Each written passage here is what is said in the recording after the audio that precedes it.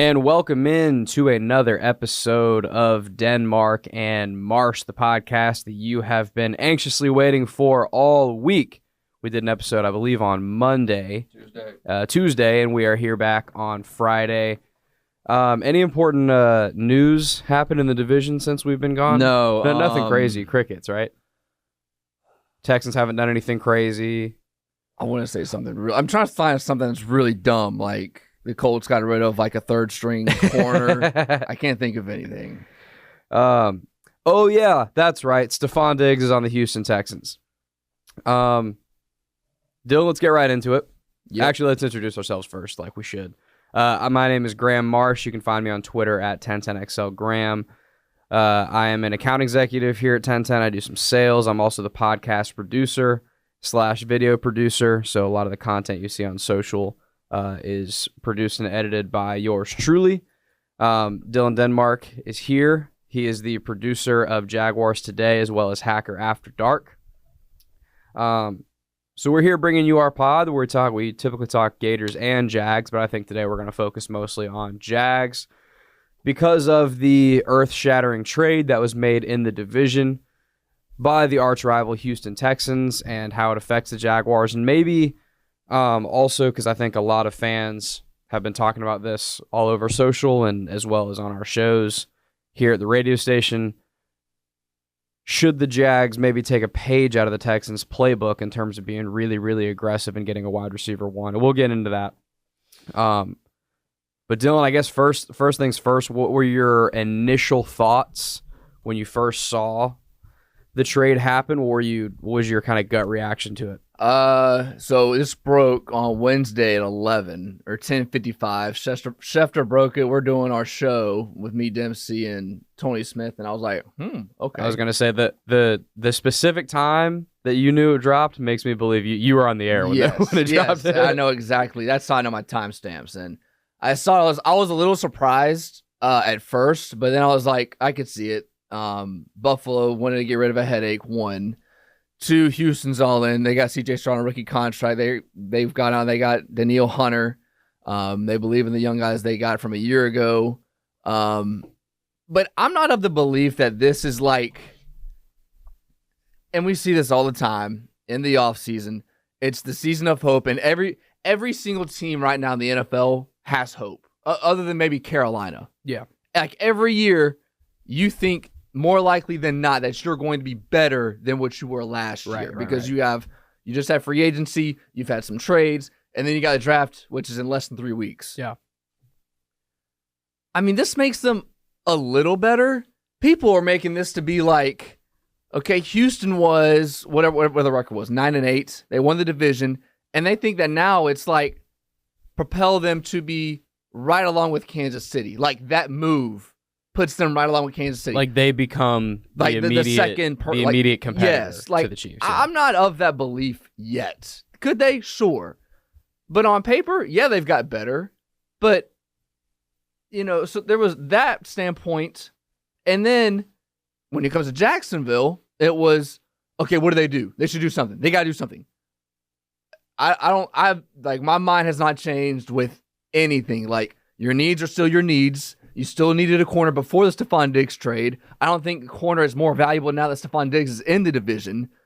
I would still get a corner in the first round. You need a receiver, yes.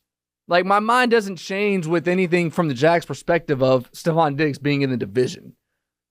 That's where my mind went immediately right after when the trade happened. Look, it's April. We're all anxious for content. We're all anxious for stuff to talk, not just to talk about, but also as a fan, you want to feel something for your team, right? And particularly when something happens in the division, like I think as a Jag fan, it's a little bit of human nature and to kind of look at and think about the fact that if you're a Texans fan, how much excitement they must be feeling.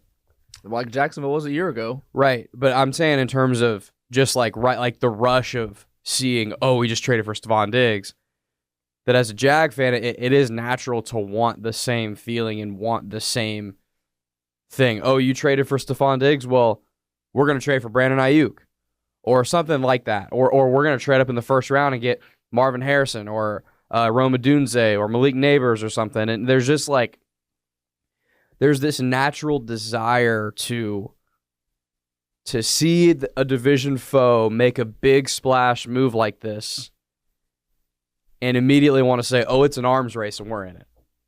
You know? And to be honest, I think to me the trade is a little bit bigger of a deal than I think it is to you from what I can tell you're saying.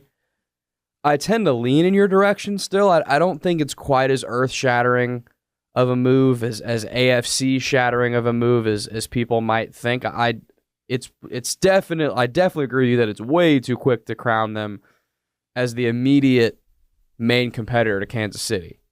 CJ Stroud had a hell of a year. He had a historical rookie season. How often have we seen guys with great rookie years dip pretty significantly in year two? Call that a sophomore slump. Correct. I'm not saying for sure that is going to happen. I am saying that it is a possibility. And I am also now saying, with Stefon Diggs, who we know to be a diva from time to time, what if CJ Stroud, I was listening to a podcast on the way in, and they were talking about this, and I don't disagree. Let's say it's week 4, and CJ Stroud has a couple of slow games. He's not terrible, but a 1 touchdown, 1 interception game, and they're kind of eking out wins.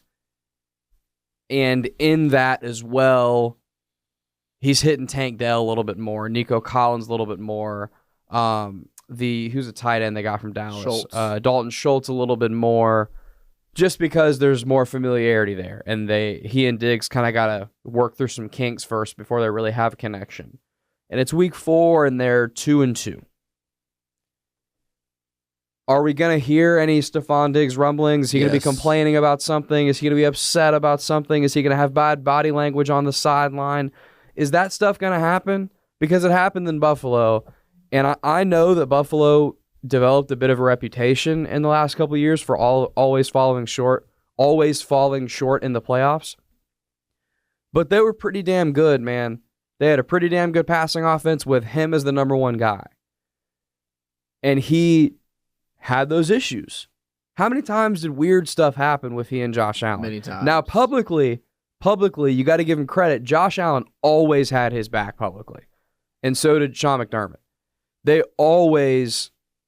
They never threw Stefon Diggs under the bus publicly, nothing like that. That said, we don't know what's going on behind closed doors. We don't know if Josh Allen behind closed doors is like this guy. I'm almost positive Josh Allen was like, you want to get rid of him, trade him away, I'm fine with it. I don't think a decision like that doesn't happen unless your star quarterback who's gotten paid agrees. Signs off on it. Yeah, I don't disagree.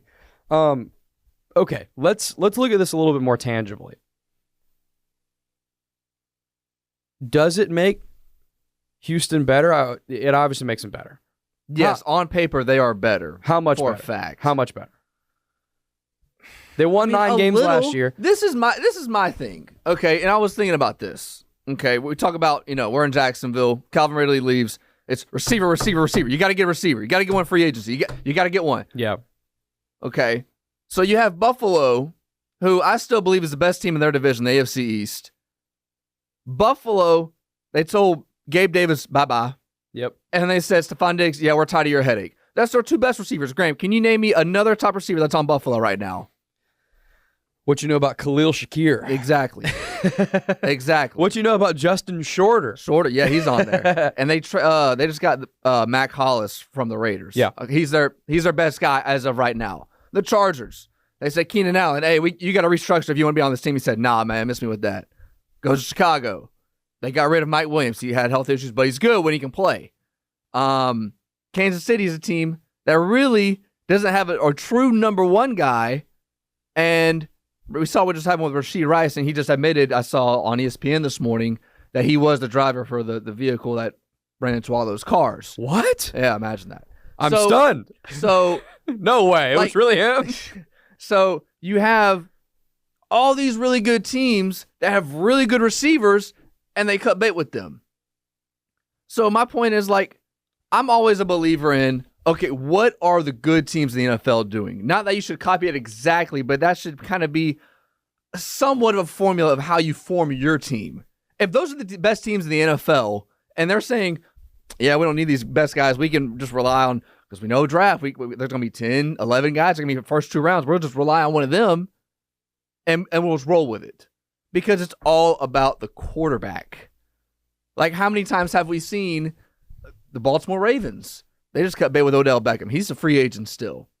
I remember, so I was looking this up with Odell, because I was trying to find, I like to put things into context. When Diggs went to Houston, I'm like, okay, it's good, for whatever the case may be, why he left Buffalo. Do you remember when Odell, the moment when he got traded to Cleveland in 2019? Like, do you remember that moment, like that day when it happened? Yeah. Okay. I remember being like, dude, this is crazy. Like, the Browns can really do something. And he didn't do much in Cleveland, man. Granted, his injuries, he really had one good year. And Odell, his first 3 years in the league was like 1,700 yards, 13, 14. He was unbelievable. I think Stefon Diggs is kind of be more like that. Now, obviously, he's still going to get his, obviously. But like you said earlier, man, like, these dudes, these divas, man, they want the ball. They want the ball in their hands time and time.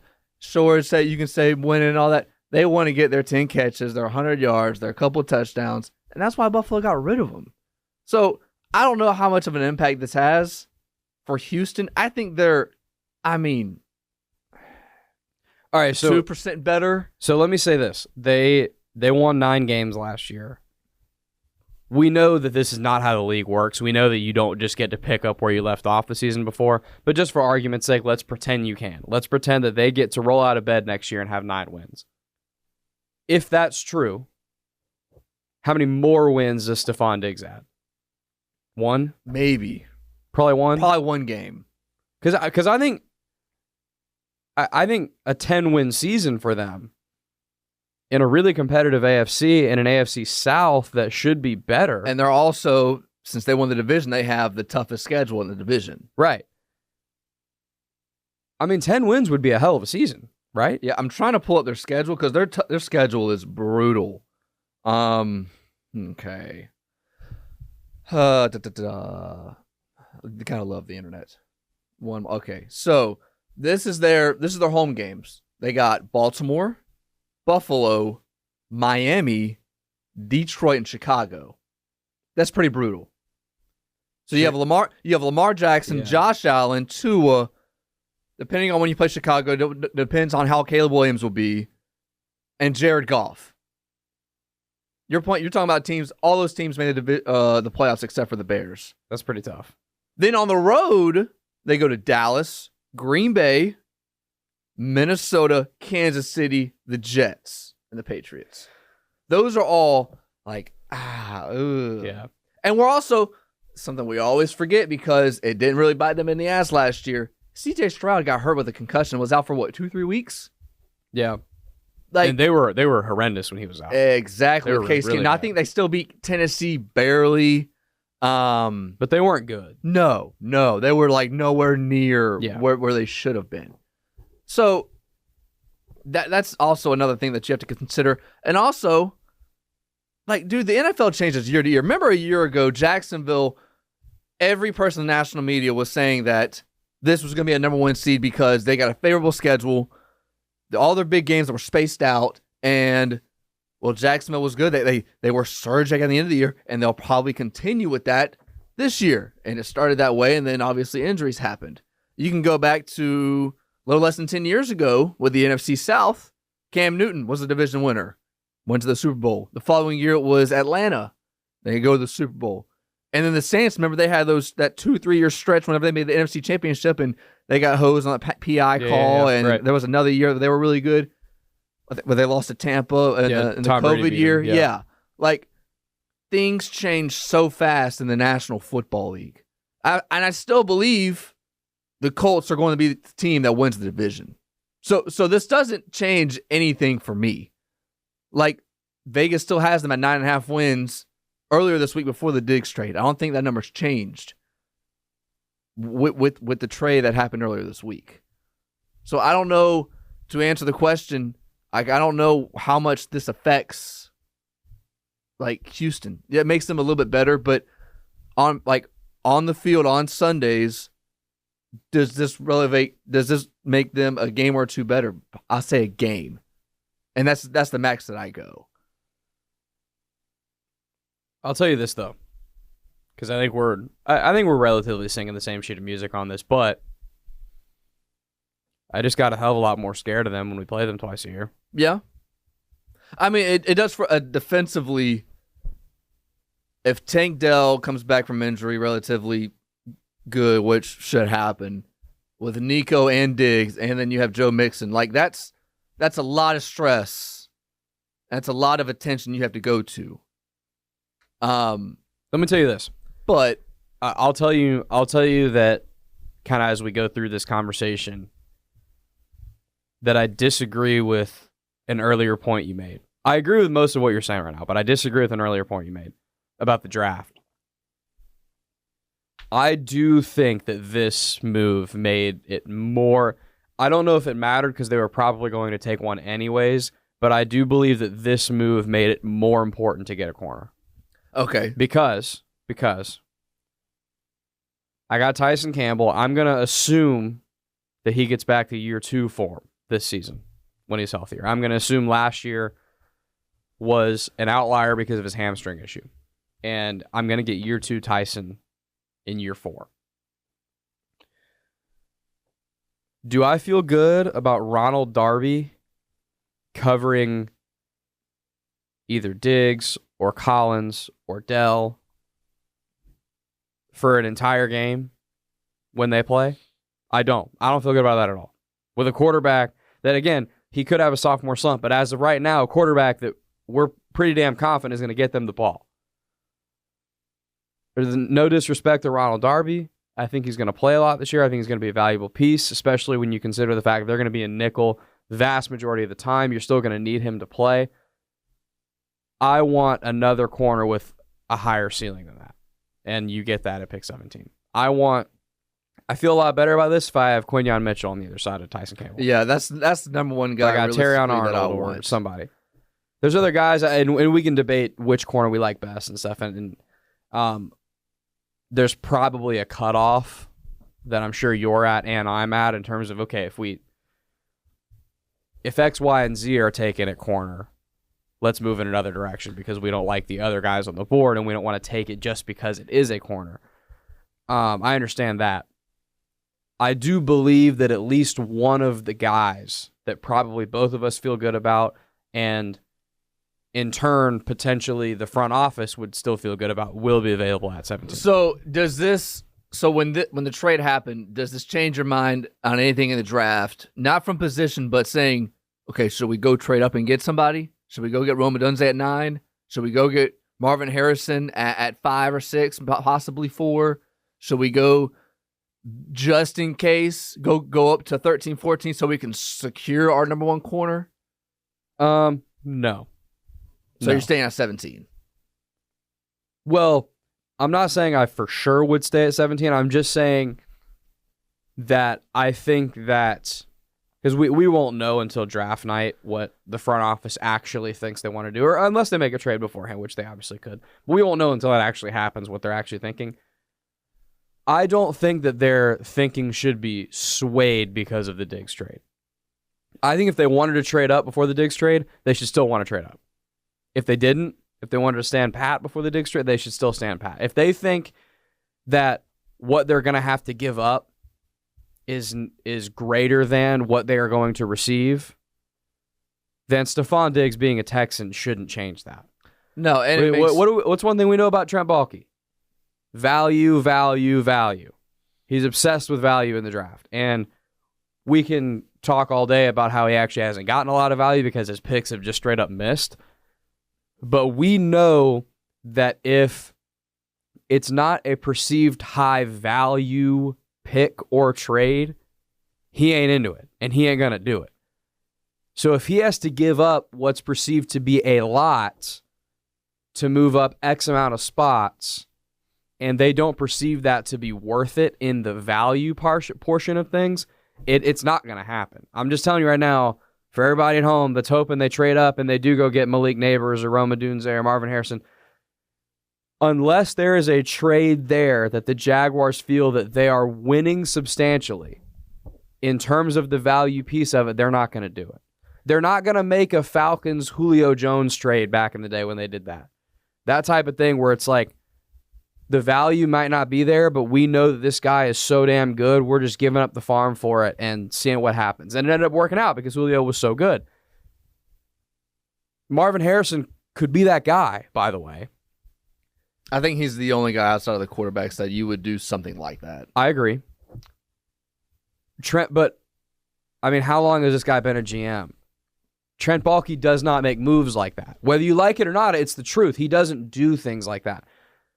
So, back to the Stefon Diggs piece of this, I do agree with what I believe the front office will eventually do, which is stand pat and just take a pick at 17. I don't think Stefon Diggs' move should influence whatever they think is best. And I'm not even saying I agree with them on what is best. I'm just saying that they still need to do what they feel will get them the most good football players on the Jaguars next year in the draft, regardless of the fact that Stefon Diggs is a Texan or not. Yeah, I've seen, we look at mocks every day on Jaguars Today with Dempsey and Tony Smith, and we'll see this and we'll see that. Byron Murphy, and you'll see a corner, sometimes a receiver. Brian Thomas has been the one that's been most speculated from LSU.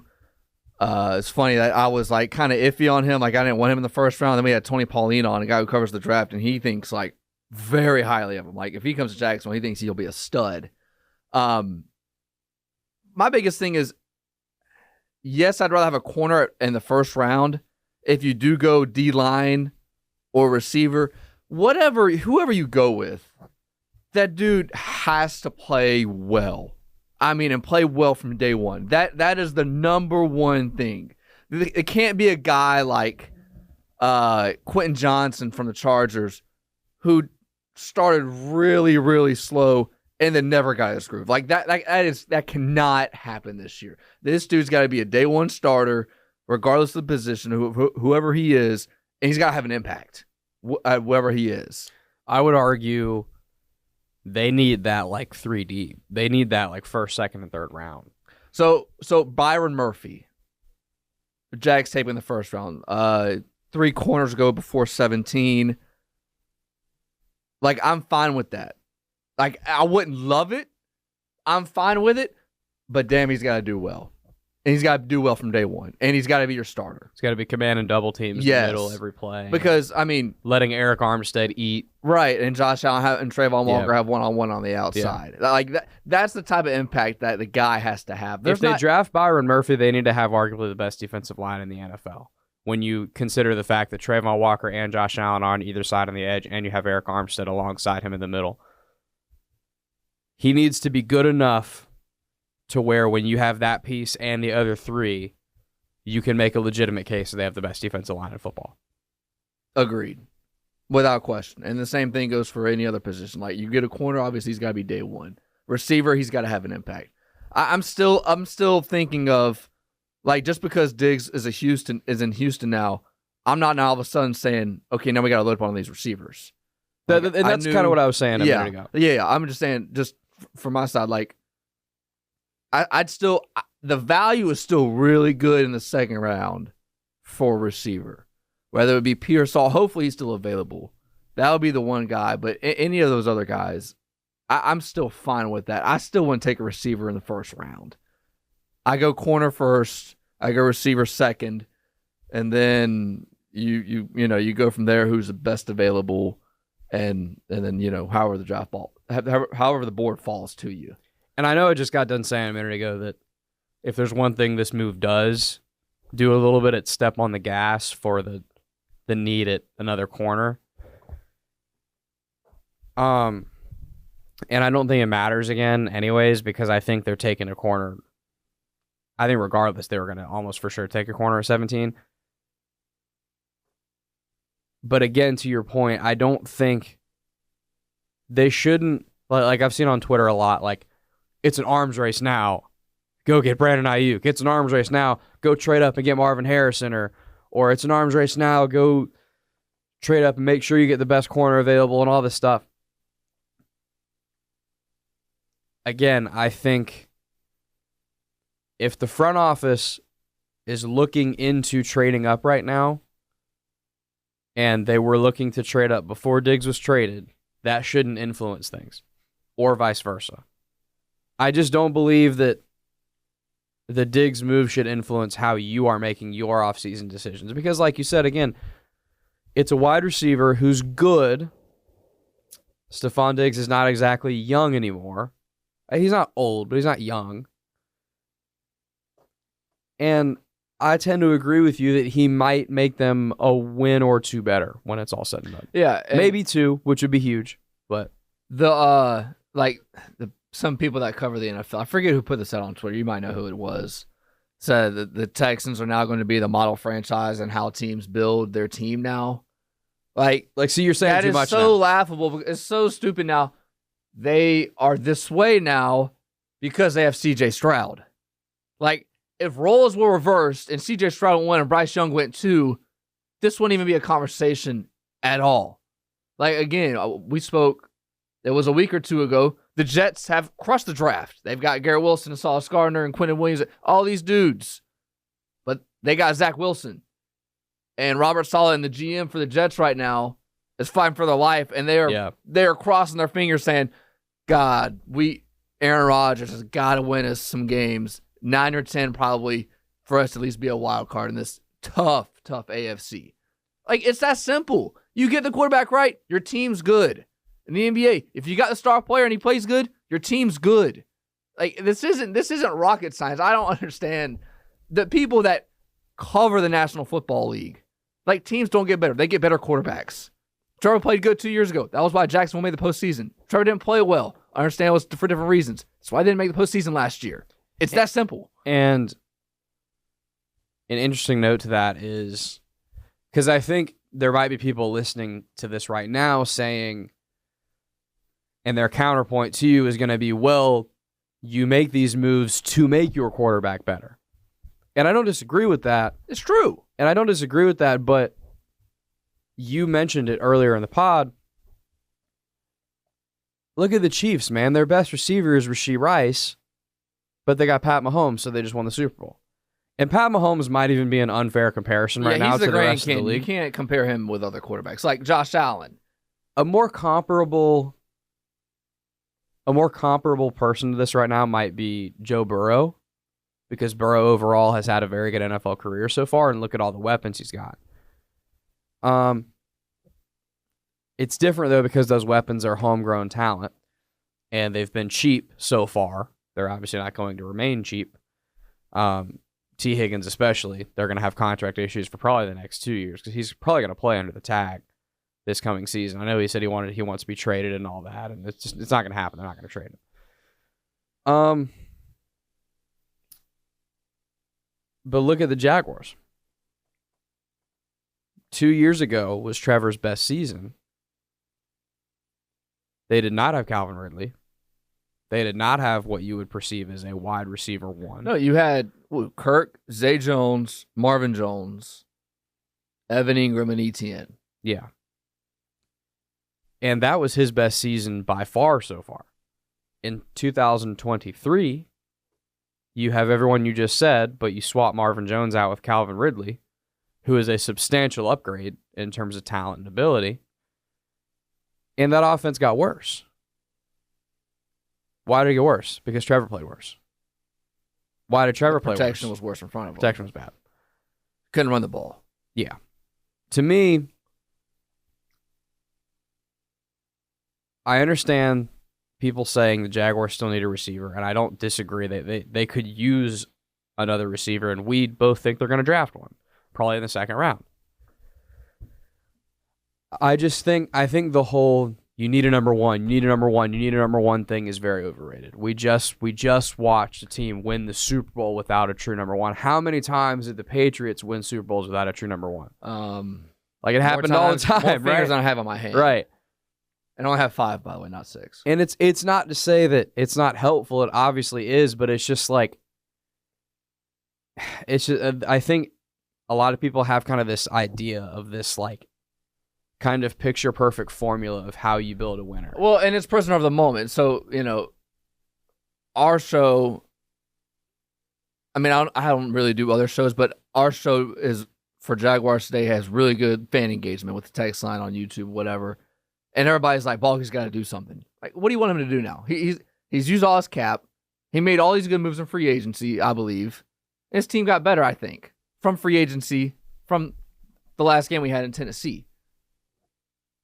Like, just because one thing happens, it's not a chain reaction thing to where, oh, they did something, now we got to do something. Like, what kind of a leader are you showing that you're, okay, somebody better than you does something, so now I got to do something counter. Like, that's not how you do good business. It's easy for us to say as fans and media, because media a little bit more, but it's easy for us to say on this side because we are held far less accountable for these things. We just talking to this mic. Well, and the fans talking on Twitter and stuff and everything, and I'm one of them. Look, I'm part of the crew, but here's the thing. Let's say that because Diggs just got traded to the Texans, let's say the Jaguars do say, all right, screw it. We're trading for Brandon Ayuk. We're making it happen. It's an arms race. We're in. All right, let's say they bring Brandon Ayuk here. And he's good, but he's not incredible. He's not what he was in San Fran. Yeah, let's say he's a B-plus guy, okay? But you paid him earth-shattering money. $33 million a year. Yeah. Gave up your first and probably another draft pick. And because you're paying Ayuk so much, it makes the conversations difficult next year in terms of Trevor's contract, in terms of Tyson Campbell's contract, in terms of what you might do with Travis Etienne. It makes these things more difficult, right? Well, what is every last person that right now is saying, go get Brandon Ayuk? What are they all going to say? Why'd you do it? Why the hell did you get Brandon Ayuk? Because, this happens all the time. Fan is short for fanatic. Right. It's the same thing you guys talk about all the time with Jaguars Today, and I could not possibly agree more. Something, and it's not pertaining to this specific conversation, but it's the same logic applied. How many people right now do you see on the text line and calling in and all this stuff saying, oh, they should have paid Josh Allen last year. He'd be so much cheaper. That is one of the most laughable things I have ever heard. Because if you are going to pretend, I know there's a few of you out there, but there's not many. If the masses are out there pretending that last offseason they were ready to pay Josh Allen big long-term money, you're crazy and you're lying to yourself. That's not true. Yeah, because you don't remember what the conversation and what the mood was. The mood last year before the season started was that Josh Allen would like 2 to 3 times a year have this great like 3-sack game, and he'd look like Nick Bosa, and then he would disappear for 6 weeks. And the mood was, where the hell is Josh Allen? Why does he underperform for so many games out of the season? And at the end of last year, it was like, damn, Josh Allen's really got one more chance to prove it. He's got one more chance to prove that he's a premier edge guy that needs to get paid. That was the vibe last year. Okay, he went out and did it. He had a hell of a season. He had his best season as a pro, in my opinion. Yeah, that's not a question. So now everybody's, oh, why didn't you pay him last offseason? Come on. You guys didn't actually think that. You weren't actually pounding the table to pay him last offseason. Anything else before we get out of here? T-Mac's coming in about 5 minutes. I have not seen. He's coming in 9:15, by the way. So we got. Okay. I have not paid any attention to Gator like spring practice, like news intel. Not that you get a lot of news from spring ball. Have you paid any attention? Like, I know you do the Gator podcast with Denny and Hack. Not a ton, no. Spring ball. I don't know, man. It might be because Gator basketball like had a decent year, Just ended. or it might be just because like the overall vibe of the program is low. But like spring ball interest has really never been lower for me. Just in terms of like, and it doesn't mean I'm not interested, but obviously I'm gonna like be invested in the orange and blue game and see what happens and kind of have some That's next takes, weekend, by the way. which is crazy. Yeah. I'm gonna be out of town. I'm gonna be in Nashville for a wedding actually. Have fun. But I'll be keeping tabs on it. During football season weddings, I got a big problem with. During the spring game, like Yeah, whatever. I can hit record and I can get over I'll the watch spring it on game. YouTube. Right, exactly. Whatever. And I'll watch obviously and have some takes and whatever, but just in terms of like watching the practice clips and DJ Lagway throwing on air and that, those are so beautiful. The spin. I just my interest level is pretty low on it. And you know, it's interesting. It might just simply be that the program is down right now and they just haven't played well. So I think most Gator fans are in I'll believe it when I see it mode. Like give me some wins in the fall and then we'll talk. Because I do get the sense, correct me if I'm wrong here, and you and I know are not like keeping super hard tabs on FSU stuff, but I get the sense that FSU has been more excited for spring ball. Yeah, it usually happens when you win. Exactly, and they got a new QB and like DJ, like right. They got a lot of moving pieces, by the way. They have a ton of moving pieces, but like I've gotten the sense from the FSU people I follow on Twitter that there's just more buzz in general about spring ball. And look, in spring ball, everyone can generate buzz, right? I mean, you can convince yourself that you're winning the national championship in spring ball. But I just get the sense that the overall FSU fan is more excited about it in general, and I think it's twofold. It's paired with the fact that Florida State was good in football, and they were not good in basketball. So when spring ball started, there was no tournament to be excited about or anything. Florida, I know they were an early exit, but when spring ball first started, we were all in on basketball. Yeah, Florida was excited about being SEC tournament runner-ups and having, you know, again, I know they didn't do it, but having a good chance to go try to make an NCAA tournament run. And football's been down, so when spring ball started, it was a little whatever. Mertz is back. I've already seen him play. It's not like a new quarterback. And sure, I know DJ Lagway's there, but he's not going to start this year. Like, and it wasn't like Mertz had a torn Achilles where that's a 10-month recovery at minimum. Like, he had an injury. He was expected to be good around this time. Yeah. And he's throwing around. Only thing I really care about is Lagway. Like, how is he doing? You know, is he taking the offense well? Is he retaining all the information from the playbook? And we talked about this on Tuesday. I don't mean to be that guy, but I'm just telling what I feel.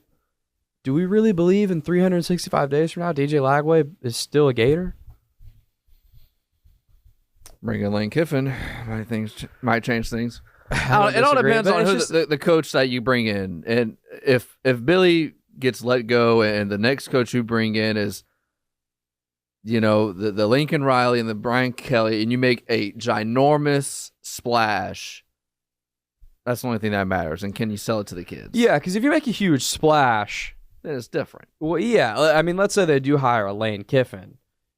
Okay, even if DJ Lagway did leave, you're telling me Lane Kiffin's not going to bring in a huge portal guy? Of course, he's going to bring in something. Right, he's going to bring in a giant portal name. And course. you would suspect and probably have a 5-star recruit waiting in the wings. That the blue chip guys, a lot of the good recruits that Billy Napier has, most of them would probably stay.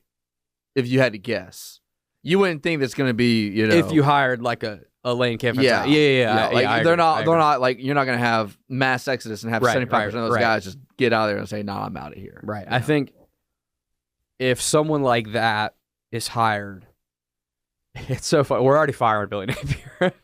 If someone like that gets hired, though, you're right. The LJ McCrays of the world, the Lagways of the world, they're going to listen a lot more to sticking around.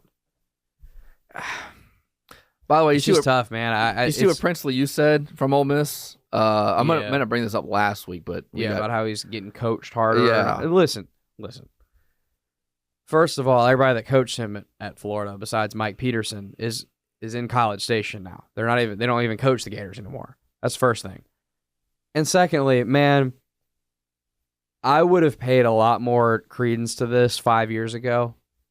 But with the way the portal is now, and with how quickly these guys bounce and move from team to team and leave a program when they're losing and all this, it's always somebody else's fault, man. It's always somebody. And Princely is a good player, and I'm going to be honest, I was sad to see him go. I felt like he was the best guy we had on defense. Yeah, it was a net negative to lose that amount of talent on the defensive line. All that said, man, it isn't like he was Ndamukong Suh. No, he wasn't on the line, man. I mean, he was a good player and he made some plays. He also took a hell of a lot of plays off. A hell of a lot. So when you're telling me that you weren't coached hard enough, it's look, I watched you on the field, man. Yeah, but yes, to counter though, whenever you go to a new job or a new business or a new team, like, and somebody asks you a question, what do you like being here? The only thing that you're going to think about is, what do you have here that you didn't have at the place before? Of course. And everything's positive, everything's hunky dory when you're at a new place, and everything's awesome. Oh yeah, it's a new you're the first month of a new, having a new girlfriend. Everything's right. He's in the honeymoon phase of being at Ole Miss, and look, he'll probably stay in it if they're good, because he's only going to be there like a year probably, and then he'll go to the draft if they have a good season and he has a good season. But it's just like, man, with the portal the way it is now, if a guy's gonna talk like that, again, it's not that I'm not even saying he's totally wrong. I mean, look at how bad the defense was last year. They were clearly poorly coached. I'm not even saying he's wrong. I'm just saying that people talk about how damning it was and how much it was. It's like it's just easy to do that nowadays. Yeah. It's so easy now to just jump ship, go somewhere else, and have negative things to say. Yeah. But whatever, it's fine. I didn't put too much into it. I thought it was something, but UConn, Purdue, they play Monday. Yes or yes? Yeah. Here's the problem. They're both like 10-point favorites. Here's the problem. Alabama. The only way Alabama beats UConn is if they just get, which it's possible. If they get just nuclear from 3, then maybe. They don't play enough defense. I still don't think. UConn's too good too, man. Yeah. They're just, if they showed just a little blimp, I'd be like, okay, Bama's got a better chance. But all they do is just beat the hell out of teams. I mean, they beat everybody like 30. Like, what, they started the second half, whatever it was. Yeah. 25-0. 30-0. Yeah, 30-0. They were like they were up 5 at half, and then it was just, all right, let's move on. Against a good team. Yeah. In Illinois that could score and could play some defense, like a good basketball team, they just destroyed. Yeah. I don't believe a team that would upset UConn is a team that doesn't play defense. Yeah. And then on the other side, the two big boys. On the other side, I love NC State. Unfortunately, I think DJ Burns has already gotten his first foul. I mean, it's the most predictable thing. He's going to be in foul trouble in like 2 minutes. Yeah, that's going to be hard because, I mean, the only way he's going to breathe on Zach Edey and get a foul call. The only way you can win against Purdue is if you have multiple guys fouling Zach Edey, and you got to have, I mean, like at least 3 guys, probably 5. And if Burns gets in trouble early, that's curtains almost at that point. Basketball teams don't implement the strategy enough. What NC State should do is they should not start DJ Burns and just put some other guy in for like 5 minutes and just see what the vibes are in terms of foul calls. Just see what we're dealing with. Can you imagine a coach? And I wouldn't even say Middlebrooks their backup because he's good. I need him to play. Yeah. I'm talking about some random dude, like the 12th guy on the bench that never plays, that's 6'11". Put him in, and if he's got to collect some fouls, who cares? And let's see the vibes first. And then you can kind of coach up Middlebrooks and Burns and be like, all right, here's what we got to do, whatever. I'd play both of them, by the way. They're both good players. Yeah, that's all I got. Anything else you want to add before we get eclipsed on Monday? No, sir. Happy Friday. Yeah, happy Friday. Everybody have a good weekend. I'm Dylan Denmark. It's Graham Marsh. Get us on Twitter at 1010XL Denmark. Get the Denmark and Marsh podcast there. And y'all have a good weekend.